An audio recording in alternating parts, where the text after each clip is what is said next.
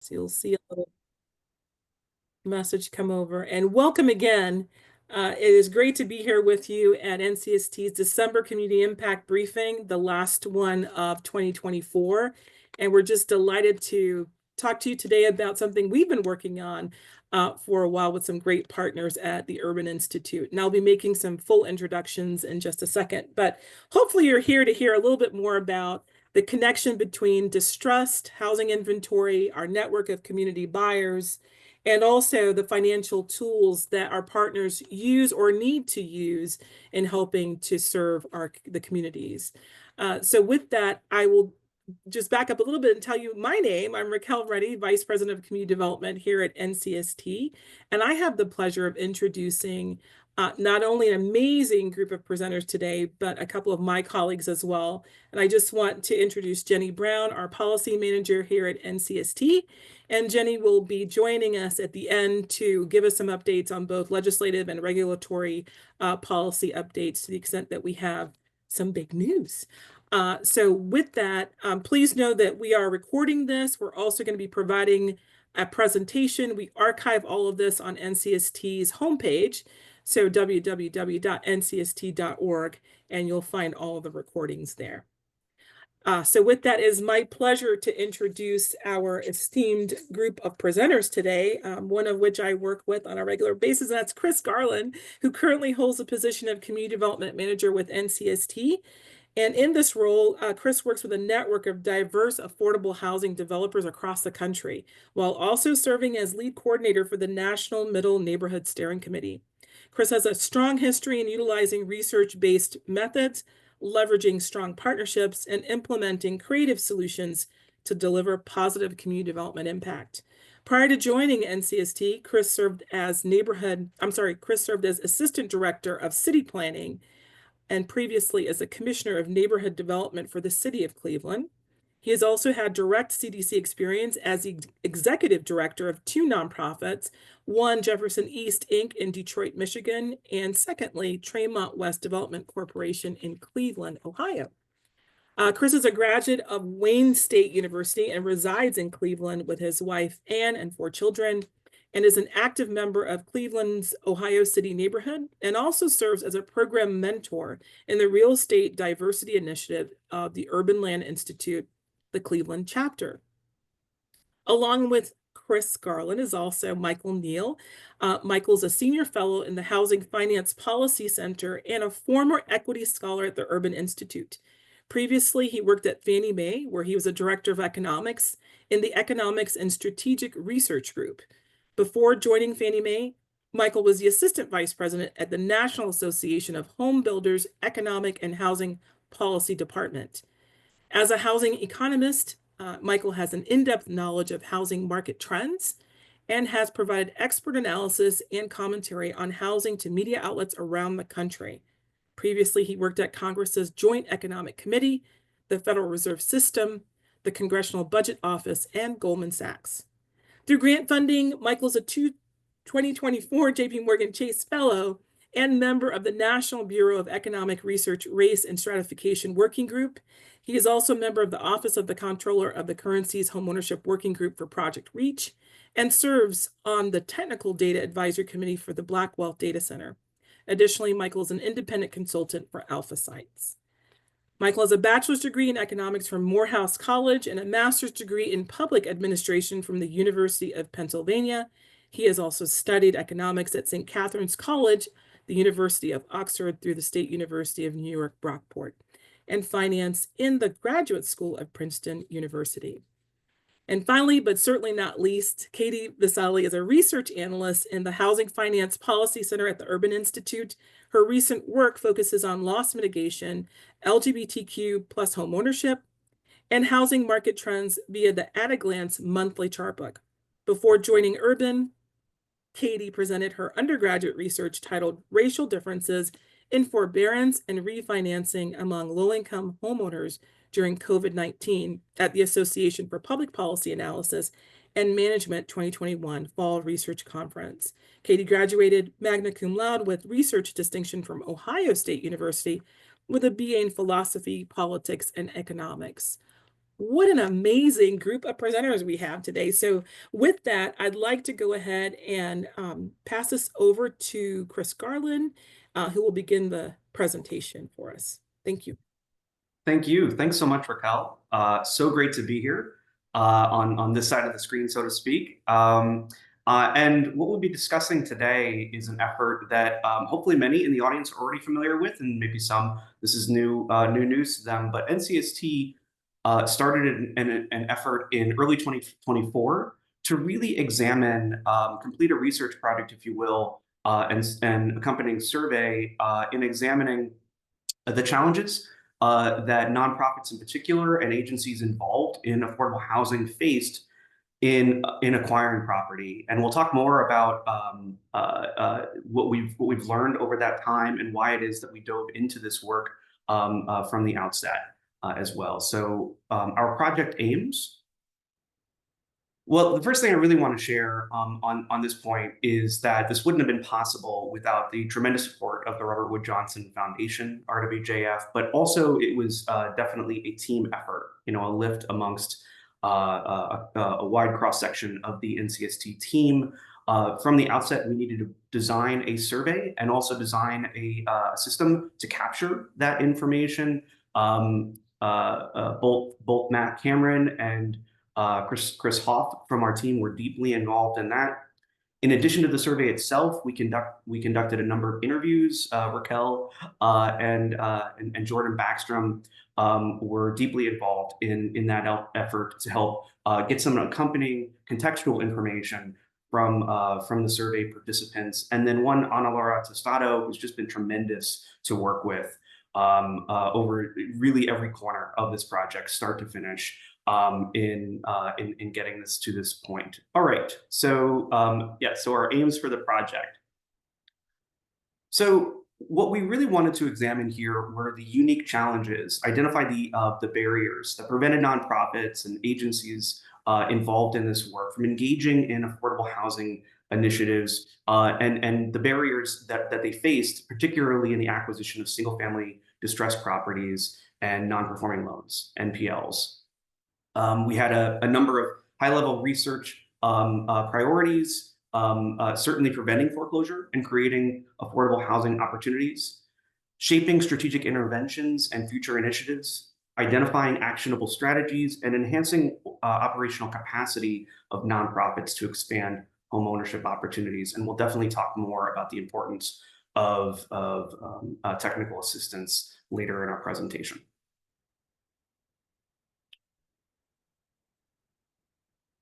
Okay, so one thing that we certainly needed to examine from the outset is to what extent was NCST uniquely positioned? What made us qualified in order to examine and conduct this survey really in the first place? So a key touchstone, of course, is the volume of transactions that we've been involved in over our 15 plus years in this work. NCST has conveyed over 28,000 properties to local housing providers. Primarily, those transfers then result in creating affordable homeownership opportunities. Over 80% of our transactions end up in those dispositions. We've also worked across the country, literally every corner, touching communities in 48 states, 3,500 different cities have properties that have been transferred through one of NCST's programs. We've worked with over 1,300 what we call buyers, community partners throughout the country over our lifetime, and over 300 of which are currently active in an NCST program. These are nonprofits, for-profit, mission-driven agencies, governments and municipalities, and they range from community development corporations to Habitat for Humanity affiliates and NeighborWorks affiliates, et cetera.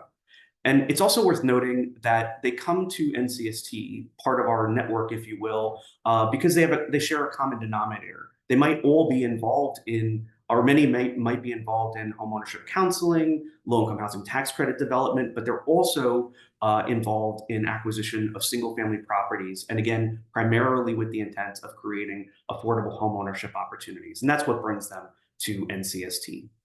Okay, next slide. Great. And so how do we do that, right? How are we involved in that work? Since day one of NCST, that's been realized through our REO Match platform, right? This is a tool where those agencies that I mentioned a moment ago are able to connect with NCST and make that bridge between holders of foreclosed properties. Historically, we were talking about REO, and we'll talk in a moment about how that's really expanded beyond that, and connecting those with community-based groups. And again, community-based groups of all shapes and sizes, right? Some working in a single census tract and some working across an entire metro region. These agencies are able to be notified of those new properties that are available within their service area. Through our First Look program, they get an exclusive window to actually examine those. And increasingly, and this is where we're, if you will, all building our muscles in trying to expand the universe of property acquisition opportunities, we've moved into creating new uses out of our REO Match platform. The most recent of which is identifying properties that are coming through the auction platforms for FHA's claims without conveyance of title program. These are properties that are on a trajectory to become HUD REO, but prior to that are put up for auction. And our universe of partners are notified of those opportunities, and maybe more importantly, also receive the support to help engage in that transaction. What's necessary in order to acquire those, express interest and acquire those properties. Okay, next slide. Great. So let's talk about the survey itself. Let's see here. The next one. So the first thing we needed to do was actually come up with a definition, right? Who it was that we were going to be reaching out to complete this survey. So top of the food chain for us was they needed to be a historic, or a current or past participant in an NCST program. And so by definition, they needed to have had a stated affordable housing or community revitalization mission. They had to have had demonstrated experience with property acquisition and rehab. And also it was important to us that these are agencies that had previously purchased and or were currently active in an NCST program. So ultimately, that brought us to a total of 658 agencies who would be eligible to take part in this particular survey. And 140 of those agencies ultimately responded. So a 21% response rate, which we were thrilled with. Of those 140, the lion's share were nonprofits, 96, but also 32 mission-minded for-profits and 12 government organizations. Oftentimes, these are local municipalities or maybe a land bank, groups of that sort. So a great mix of participants taking part in that survey. Next slide. In this slide, we get something of a visual depiction of where those concentrations of respondents were coming from. Certainly, we see a heavy concentration in the industrial Midwest, right? Ohio, Michigan, Illinois, but also the Mid-Atlantic region, heavy emphasis there, and also southern states, Florida, Texas, and also in California. So a cross-country effort, both in terms of outreach and also the respondents themselves. Great. And so, oh, it's worth noting here, by the way, too, that our effort in order to outreach was something that was a good portion of the spring. And so I imagine those 140 respondents were thrilled when we got past our period of actually collecting those surveys, because there was a good number of constant contact notices sent out to all of them. Great. All right, next slide. So let's talk a little bit about the types of questions and how we structured the survey. There were a total of 35 questions in total. Many of them were multiple choice, some with a single response, and other were where the respondent could supply multiple options. And also many of which required the survey respondent to actually examine their past history. So this first section, organizational overview and structure, provides an example of that. We asked the respondent to evaluate their organizational capacity over the years. What was the full-time equivalent number of staff dedicated exclusively to property acquisition 5 years ago, 10 years ago, and 15 years ago? We also had a section on program scope and community focus. An example here was, Who are the primary end users and which communities does your program serve? A section on property acquisition activities and sources. So the example here, considering your past experiences acquiring property, what have been the reasons for your organization to decide not to acquire a property? Okay. And then also two other sections, one on capital sources and financing challenges. The example here, what do you perceive as the greatest challenges in securing favorable financing terms and conditions for your organization? And then finally, a section on partnerships, TA, and legal and logistical resources. So in this case, an example, in your experience, what legal impediments, restrictions, or ambiguities have hindered your organization or other nonprofit buyers from engaging in large-scale acquisition? So you get something of a understanding of just how comprehensive this was, right? It was extensive in the sense that there were a number of questions. It certainly took a great deal of time commitment on behalf of the survey respondents, but we also made an effort to ensure that it was robust in nature. Okay, so from here, I'm going to turn it over to Katie Visalli and to Michael Neal, who are going to walk through the analysis and the recommendations based on their work. Thanks so much. Thank you so much, Chris.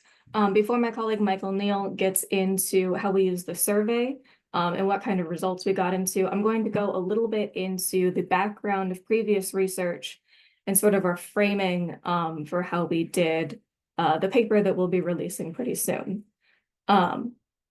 So first off, there is a whole host of research on how foreclosures have significant detriments to basically every part of the financial ecosystem.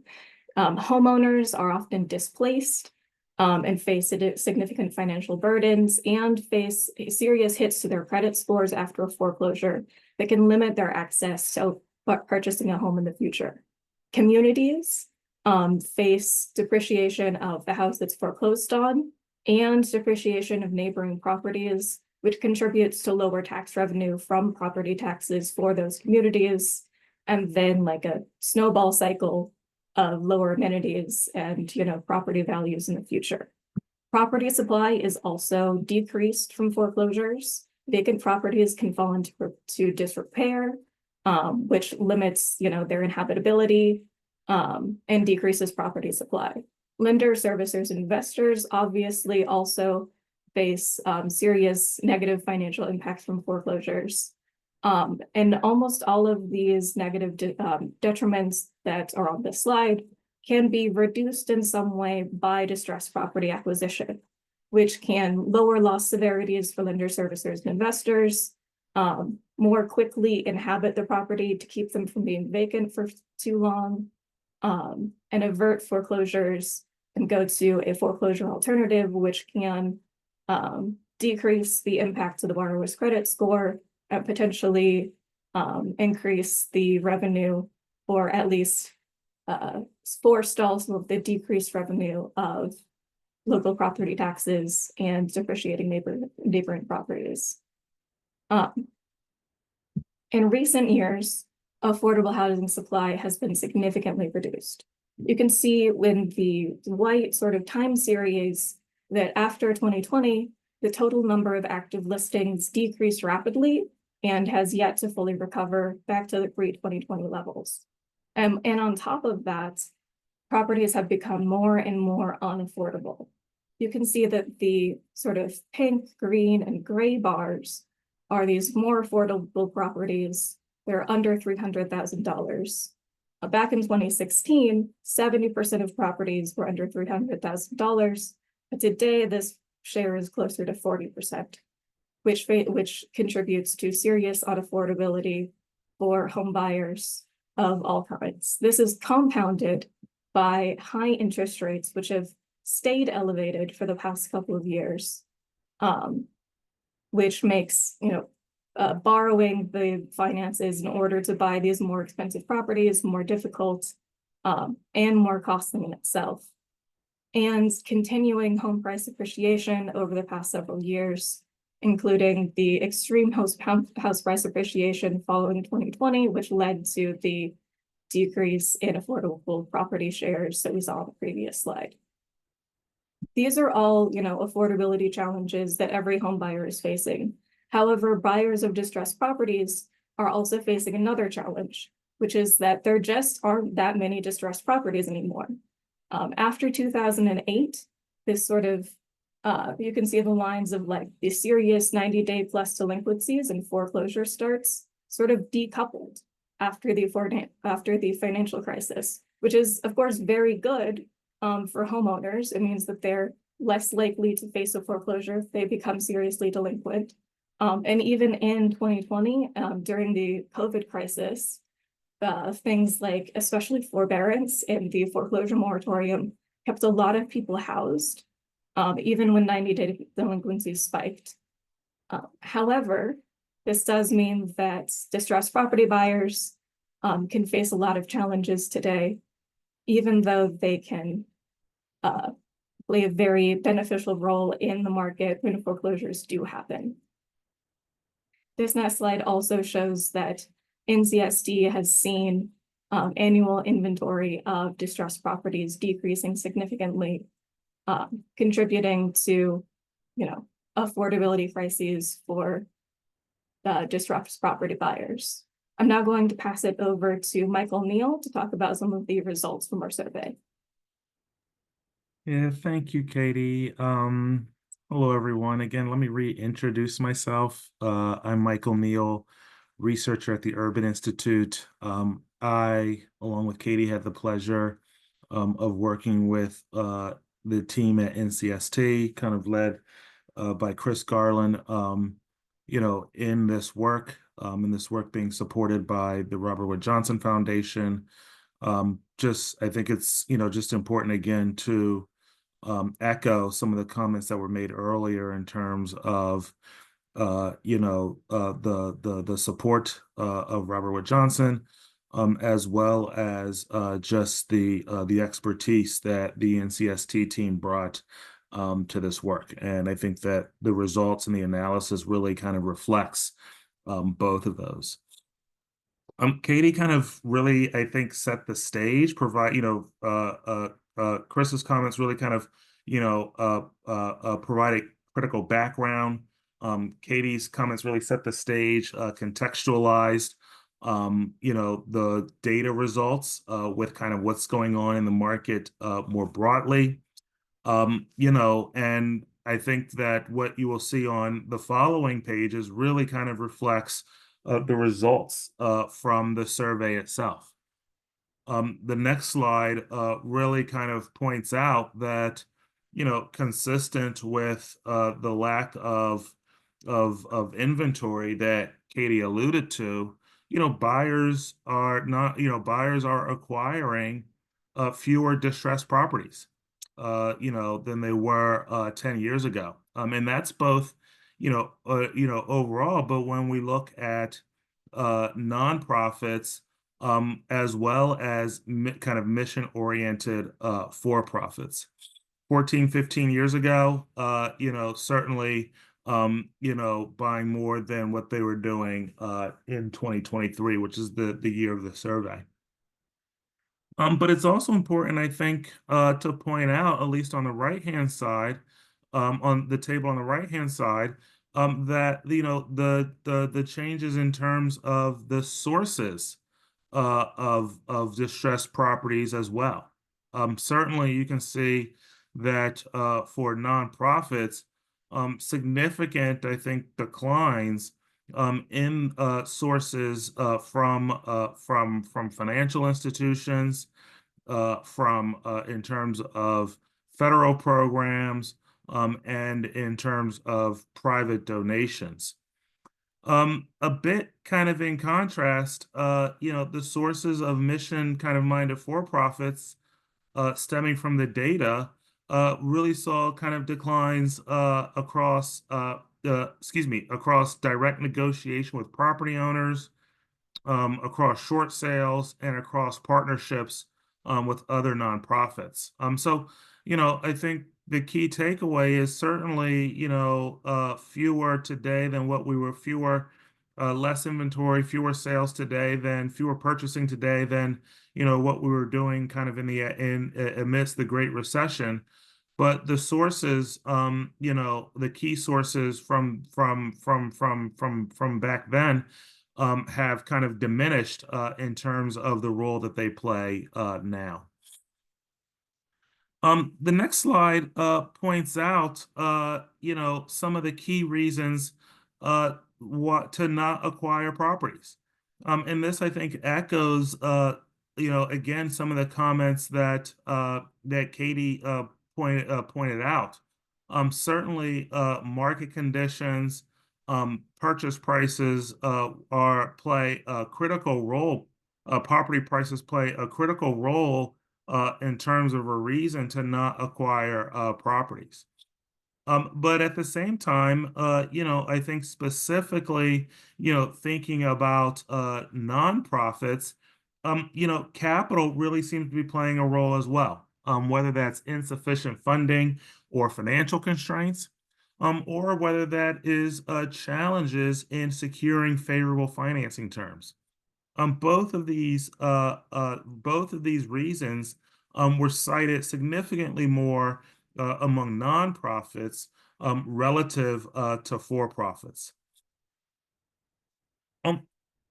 And I think the reason why these challenges, both in terms of the sources of buying, the level of buying, as well as the key reasons why these purchases are not taking place, and specifically for nonprofits, is really illustrated on the next slide.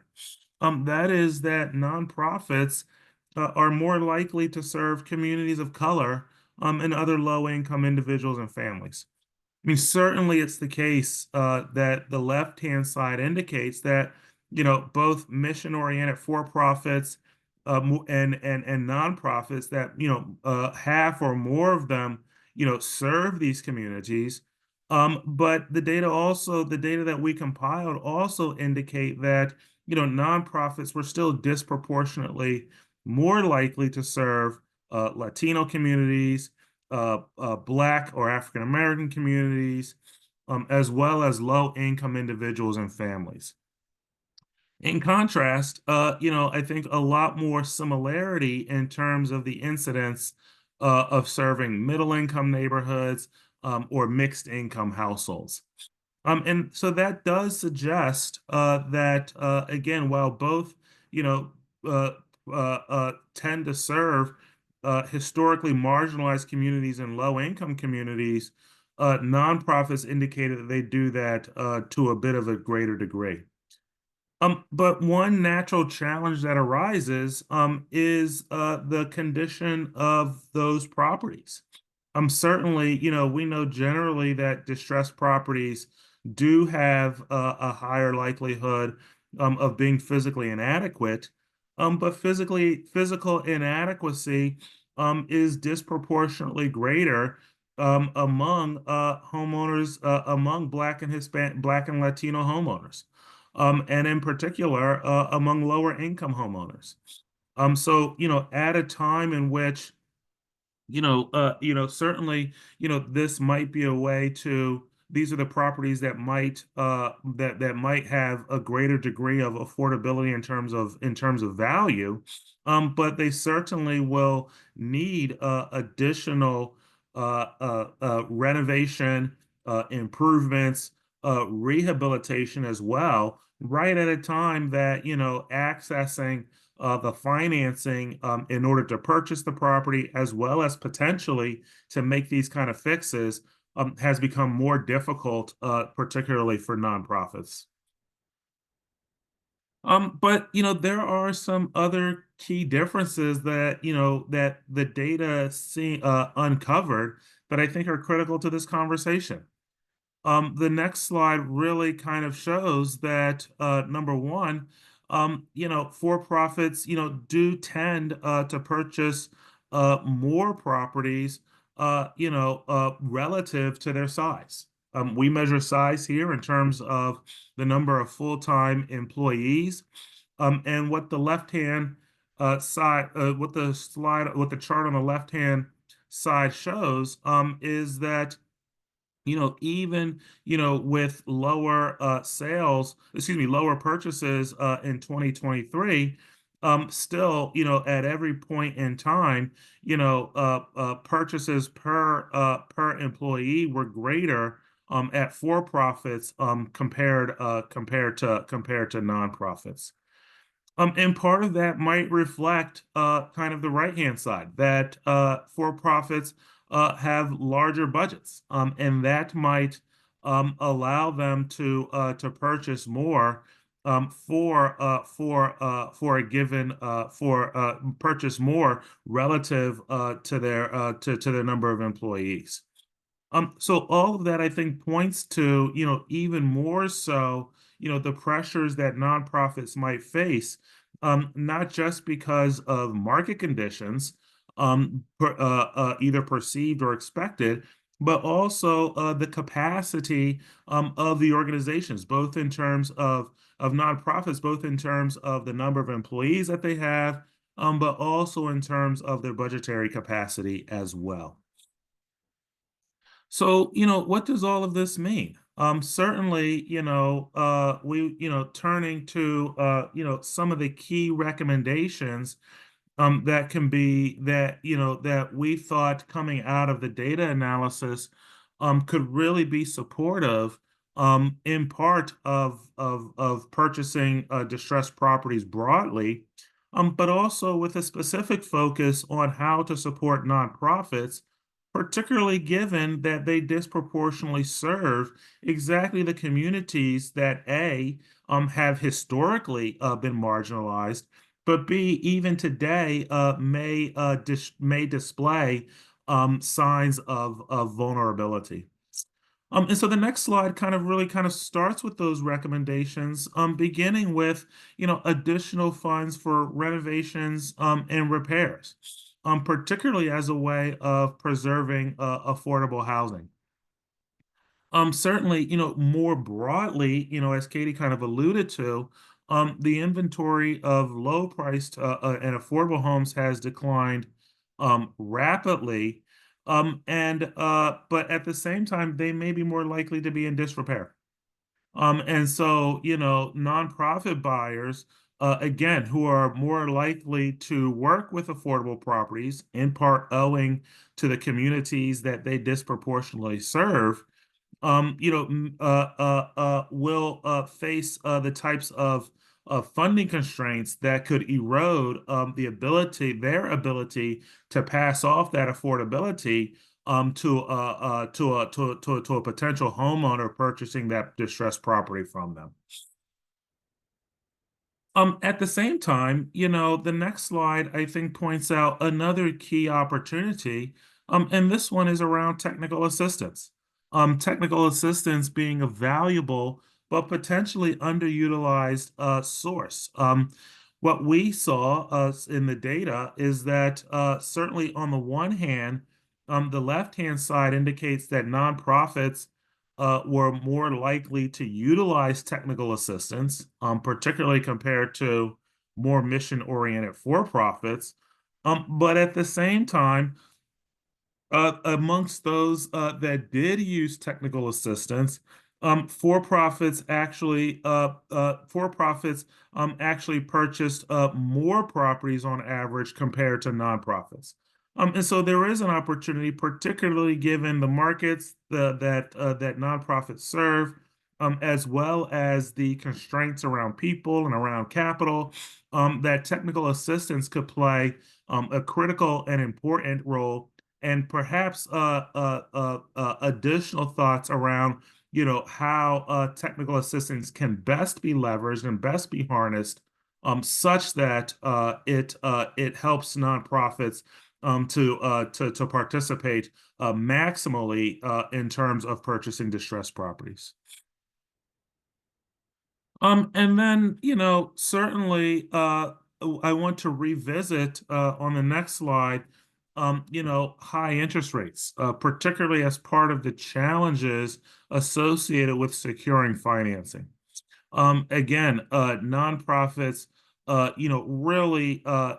really pointed out the challenges around the limited availability of low interest loans or grants, which, you might think, kind of offset by, a reversal in terms of the responses on the second line to high interest rate loans. But when we push down and look at limited access to capital, uncertainty about government funding or subsidy programs, all of that begins to paint, I think, a picture furthering the conversation, the need for low cost, patient, and certain capital that nonprofits can use in order to continue their work. Again, pointing back to some of those early findings around the communities that they are more likely to serve, the size constraints that they face, but again, all hitting up against the lack of supply that is already kind of bedeviling the for sale side of the market. And the next slide really kind of, really helps us to think about, what are the benefits, what are the types of steps that could benefit nonprofits. I like to say, if you want to know how to fix something, let's ask the people that are most victimized by it, what do they need? And that's exactly what this question and these responses is doing. And in fact, the responses that we got were around, expanding access to low interest loans, developing targeted financial products or programs for nonprofits in communities of color, all of which echo, I think, both the challenges in the market overall, but combined with and especially amplified by the specific hurdles that nonprofits will face in the communities in which they are disproportionately likely to serve. And so all of this, I think, points to an important narrative around the lack of the availability of capital that nonprofits will need and can use, in part A, perhaps to operate more efficiently, but really at the end of the day to serve their target communities. And the call to action, again, I think is amplified given the market conditions that Katie so eloquently discussed. And so with that, I'm going to wrap up my comments and turn it back over to Chris to take it from here. I'll just kind of end with, certainly if you want to get in contact with us, we have a number of ways in which you can do that, and feel free to peruse any of our other information that's on our website. Thank you, Chris. Well, thank you, Michael. And let me say, it was just such a pleasure working with you and Katie over the better part here of 2024, and excited to be at a space where we are completing this effort and moving forward with what are really, really keen insights. Raquel, I don't know if we have some questions that have come through. Yeah, thank you all again, and let's just see if we have anything in our chat or Q&A. I don't see anything that's come over yet. And let me maybe just... While we're waiting for questions, I could say that most of the charts that I use to describe current market conditions are in our monthly housing finance chart book from the Urban Institute. If you want to take a closer look at some of those, or, get monthly updates on what's going on in the market, you can check that out. Thank you, Katie. We appreciate that. And it might be helpful as we're waiting for anyone who has a question or even just a comment, what's been happening in your own community that you'd like to share with us. Let's just see, we've got one question that's come in more along the lines of, can we get copies of the slides using the presentation?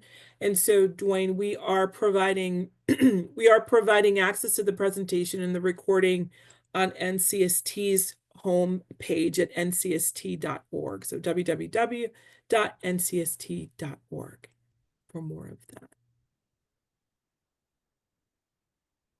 Let me ask you this question, Michael, and I know we sort of went, in the planning for this call, talked a little bit about this, and as we are heading into, of course, a new Trump administration, his second term as president, one of the things we've been hearing in the news is just this kind of thought about tariffs, the change in tariff policies, the potential increase to some of that with existing partners that we've had as, just as a country as we've had. If there are changes to tariff policies that start to increase the cost of goods coming in, do you have any thoughts on maybe what you're hearing out there as it relates to the impact that this could have on housing, either rehab or new construction?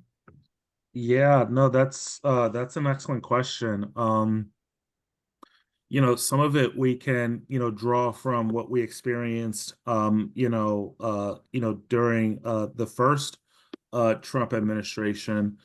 Some of it we can draw from just, what economics would predict. And, both of those, I think, point to exactly what you're saying, which is, what does that mean for the prices of goods that are often used in housing? And I would add on, I think there's another one that's a bit more nuanced, and that is, what are the implications of tariffs for interest rates? So, the first one, certainly, when you think about the types of, goods and goods that we might source from countries like China, countries, even kind of Canadian lumber, and its critical use in housing construction and in improvements. But we also do a lot of steel. And that's another kind of resource that's critical for homeowners. So, all of that certainly has the potential, I think, to increase those materials prices, and ultimately, could spill over in the form of higher prices. Certainly what we're ignoring, is the potential for an all-out trade war. I mean, we haven't seen that in a long time. That echoes a kind of economics that echoes, I think, the past. But certainly, countries they can respond, and then we can respond. And I think that's kind of a key unknown in that on that side of the ledger. The other part, though, is to really think about, interest rates, and to think about interest rates less in terms of borrowing costs, and more in terms of some kind of rate of return. And, when we think about it that way, investors want to have a rate of return that at least helps them to maintain their purchasing power. That is that your real rate of return, has to kind of be positive. Certainly, there have been times in our country where we've had negative real rates. But broadly speaking, what that means is that if we do see, a type of tariff policy that results in higher inflation, we could see higher interest rates as investors demand higher rates of return in order to maintain their purchasing power. That in turn filters over to the borrowing side in terms of higher interest rates, for those that are seeking to purchase homes. The last thing that I'll say is, absent, the world obviously is more dynamic than even the way that I've tried to describe it. But in a very kind of in a very static way, if I were to try to take one more step, it is, just where we are in the economy. And you could have a situation where prices are so high, people decide not to buy things anymore. And so in that world, we could have something like economic weakness that could really undermine, the strength of the U.S. economy. In that way, we might see lower interest rates. The Fed might reduce interest rates because of weaknesses in the economy, but we have weakness in the economy. So we have the risk of job loss and a few other things that are going to matter for homeownership for housing as well. So for me, that was very verbose, but the key takeaways are: number one, tariff policy mattering for materials prices, mattering for interest rates. The interest rate story is really about what that means for the overall economy. Bad economy, tariffs are going to further reduce it. Strong economy, maybe because of tax cuts, we're going to see it could actually increase interest rates and worsen borrowing costs. Thank you for that. Michael, we do have two questions that have come in. One is more of a question about resources. So if I'm an advocate for affordable housing and community development, are there any resources I can leverage to seek financing to acquire distressed properties? So I'll give you a chance to answer that, or anyone there, and I'll add to that if needed. Well, so I'll chime in with a couple of thoughts. I mean, certainly, Raquel, I'd say in both of our experiences, we definitely see that depending on where the question's coming from, in different local communities and even at a state level, oftentimes those resources are being made available both for the acquisition and the rehab of those programs. And in particular, those tend to be oriented towards nonprofit agencies. And then similarly, right, on a national level, longstanding programs like CDBG and Home are the kind of programs that many of NCST's partners for years have woven in to their acquisition and rehab, proverbial toolbox. And then increasingly, of course, we're studying how to make use of other programs, like say new markets tax credits, as instruments for getting a single-family development done as well. So there really is kind of a bookend of both longstanding programs as well as some future opportunities. But probably the place that I'd start is maybe examining what's available kind of in that local and state toolbox. Thank you, Chris. Anyone else want to add comments to that? I'll just say that just to add to what you were saying, Chris, that I think if you're also in a market where you might have a community development financial institution, CDFI, Opportunity Finance Network or OFN has a list of CDFIs, and you can sort of sort by where they lend and how and who they lend to. And so if you are a nonprofit or a for-profit housing developer, you might be able to take that approach as well. I know NCST, we have a place-based loan fund in Baltimore, and we are lending to emerging developers for the sole purpose of acquisition and rehab of single-family distressed housing. So just to put that out there for you all as well who are listening. We have another question in our Q&A, and this comes to us from Ken Braley. So Ken says, with inventory being lower, are you actively recruiting more organizations to participate in the First Look program? So this is more of a question for NCST. And I would say, yes, we are always looking for new partners. And we are actually, and I would say to the extent that we've continued to add even auction partners to our seller platform, if you will, we have added Hubs. Well, we were doing business with Hubzu, but we've added Williams and Williams, and we obviously are working with Zome on our CWCOT properties. But we are also looking at potential partners that may have inventory in just unique places, and so it's less of a national platform than it is of a regional platform. So Ken, we need to know where you are, and maybe reach out to any of us here. Going to our NCST website, and you'll find our contact information there. And Raquel, if I can chime in as well, sort of turning the question on its head a little bit, the premise does really resonate, I think, with today's topic, right? That so much of what drew us to examining this question in the first place was this, if you will, anecdotal sense that there are just fewer and fewer properties. Whether or not you are a prospective home buyer or you are a longtime nonprofit involved in single-family acquisition rehab, this is a message that we've been hearing, honestly, even before the pandemic, right? But certainly coming out of it, it's been prescient. And so this idea of sort of moving from the space of just having anecdotal conversation and concerns about the limited property to actually diving in deeper and exploring it was such a driver, I think, for conducting this survey and this analysis. Absolutely, absolutely. I'll just ask one sort of general question in terms of getting feedback on this, and that is, we often talk about sort of what the public investment can be, and obviously access to those programs, like you mentioned, CDBG and certainly others that have come through, because of the COVID pandemic.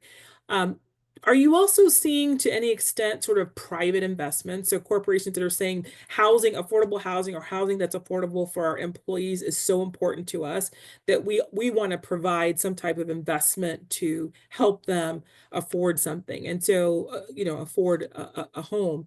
In some places that could be sort of what we hear often, the eds and meds, so like your hospital systems, your educational systems. Are you hearing any of that sort of increase or expand to other private entities that are looking at affordable housing as sort of an inherent organizational concern?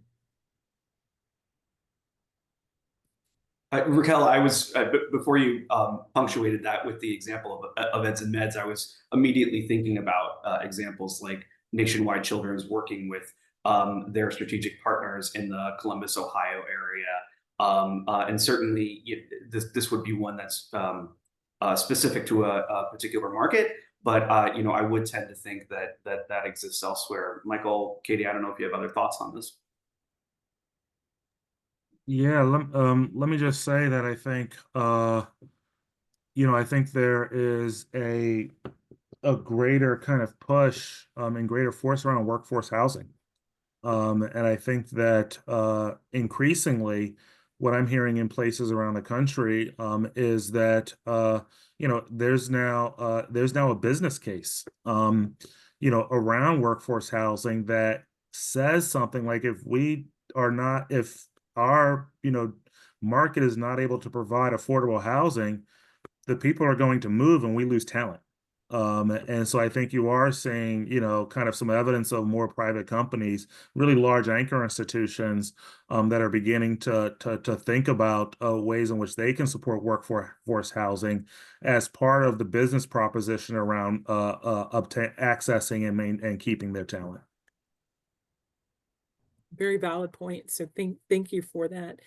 I do not see any more questions in the Q&A. And so with that, I just want to thank you all again for a wonderful presentation. We can't say enough about the engagement that we've had with our community partners as well. So thank you all for participating. If you're on here with us this afternoon, thank you so much for that from NCST. With that, Jenny Brown, I'd like to bring you up, of course, to provide any legislative or regulatory policy updates that you'd like to make before we close out our call. Yes, thank you so much, Raquel, and thank you all for what a wonderful, insightful presentation. So just starting with the lay of the land here in DC, there's talks right now just revolving around a continuing resolution. Although there is buy-in that a deal will be struck this week, and Congress really wants to go on holiday break on Friday, government funding does run out. So a continuing resolution is needed to keep the government funded before we all go. And so discussion today in Congress revolves around whether to keep the government open. And the text for the continuing resolution came a little bit more into view today. And this long-awaited bill text has members a little upset with how long it took to put the continuing resolution together. It's not a sure thing that the GOP will support it, with strong reactions coming out from conservatives, which may be due to the inclusion of items within the bill that are unrelated to spending. So we'll see how Congress chooses to parse this out and what they want included.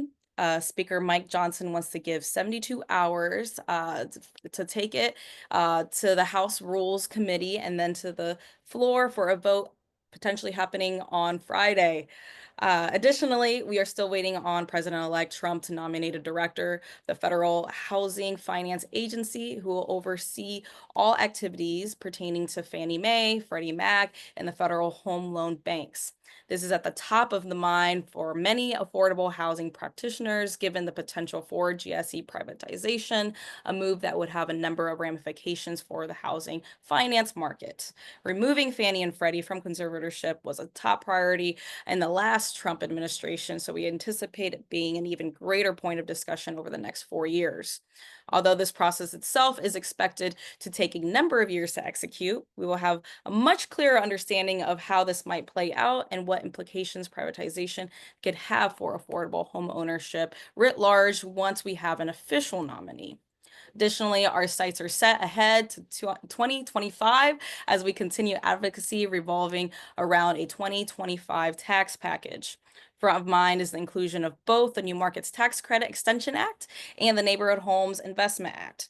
Last week, Neighborhood Homes, which would produce and preserve over 500,000 affordable single-family housing for homeownership over the span of 10 years by incentivizing the construction of new homes and revitalizing homes in distress. It celebrated surpassing 100 co-sponsors in Congress. So this exciting milestone further stresses the bipartisan nature of the bill and the great momentum surrounding its inclusion in the tax bill. The Neighborhood Homes Investment Act is set to be introduced in the 119th Congress by Representative Mike Kelly and Representative John Larson, who also chairs the Ways and Means Subcommittee on Taxation. If you have any questions revolving around any of our advocacy strategy or policy priorities, there's more information on our website. But you can also reach out to our policy team. You can reach me at jbrown@ncst.org. Again, I want to thank you all for joining us, and that is all we have for you.